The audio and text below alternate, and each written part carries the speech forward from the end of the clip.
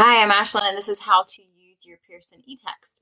When you get into the My Lab, you can click the eText Contents button right here and click Pearson eText, and it'll open in a new tab. And then from there, you'll click Open eText once again, or you can jump straight to a page or different content. I also want to point out that there's the Pearson Plus app. So if you go into your phone or your tablet and type in Pearson Plus, you can download the app for free, log in with your same username and password, and your book will automatically show up in your account because you already have access to it in your MyLab. Same goes with your students. Once they have MyLab access, they can just download the app and also access the ebook. It just appears in their account because it knows they have access to the MyLab, which includes that exact eText. So I already have the book open, and when you go to your text, there's a couple different ways you can navigate it. So it jumped in where I left off right here, but you can go to your table of contents and just select a chapter and a section and click right to it if you choose to. You can also search for a specific topic or a page number and navigate the book that way. You can also type in your page number here or page left and right with these. All right, and then we'll just keep going down. This is your notebook. You can create notes, and you can do them more easily through highlighting the text, which I'll show you in just a moment. And then right here is also your flashcards. So you can make flashcards by highlighting as well, and then you can go back through and practice as well as matching. And then if you'd like to change your display settings, you can do so. You can change the background color, whatever makes it easier for you, text size, things like that. So now that we're in this text, I will go down here and highlight this to show you a few more features. All right, right here, you can see that you can highlight any color you'd like to choose. And then there's also the AI study tools. The AI study tool is a really cool thing. You can also navigate to it by clicking this little icon up here.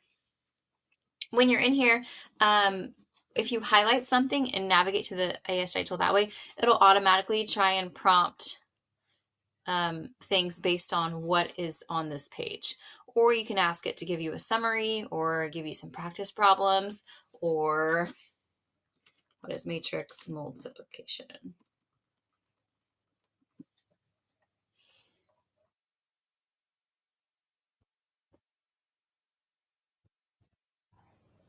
There you go.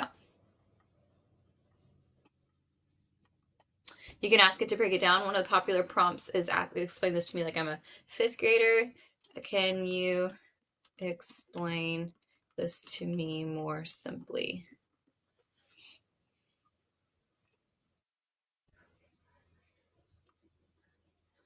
And you can tell it's pulling content from the book to explain to you. So pretty cool. Review study guides, things are popular. Those are other popular prompts as well.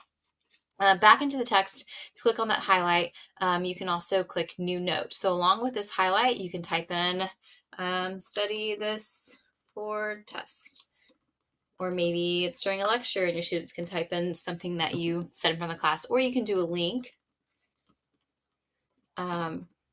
and that'll show up in your notes. So once you do that, when you go to your notebook, it'll show up in there, and then you can click it and it'll take you to that place in the textbook if you weren't already there. So pretty cool. Also, you can translate. So the translate, it has over, I think, 150 languages you can choose from right here.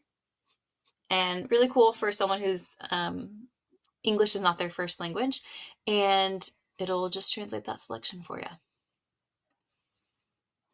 Back into all of our options on this menu.